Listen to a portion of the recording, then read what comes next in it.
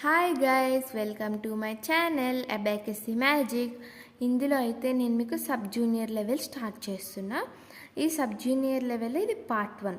ఈ పార్ట్ 1లో నేను మీకు అబాకస్ టూల్ని అంటే దీన్ని ఇంట్రడ్యూస్ చేస్తా. ఈ అబాకస్ టూల్ని వచ్చి ఫ్రేమ్ అని అంటారు. ఇది మొత్తాన్ని ఫ్రేమ్ అంటారు. మనం ఎప్పుడు కూడా మెయిన్ రూల్ అబాకస్ చేసేటప్పుడు 2 ఫింగర్సే యూజ్ చేయాలి.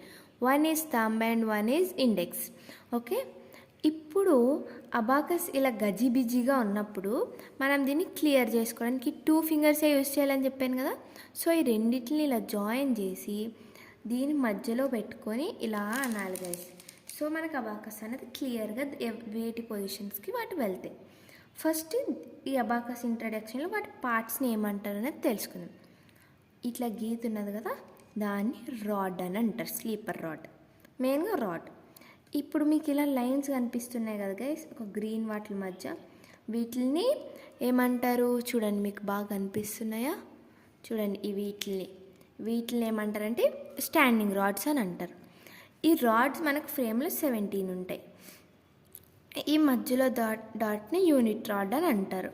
దీనిపైననే మనం క్యాలిక్యులేషన్ స్టార్ట్ చేస్తాం.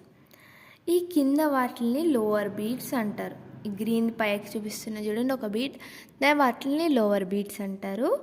అండ్ ఈ పైన దాన్ని అప్పర్ బీట్ అని అంటారు. అర్థమైందా? సో మనం ఈ వ్లాగ్లో introduction of frame and its parts తెలుసుకున్నాం. నెక్స్ట్ వీడియోలో నేను మీకు ఫ్రేమ్ రూల్స్ అన్నీ చెప్తా, అంటే ఫ్రేమ్ని ఎలా యూజ్ చేయాలి అని. సో నన్ను సపోర్ట్ చేయండి గైస్. Thank you, bye.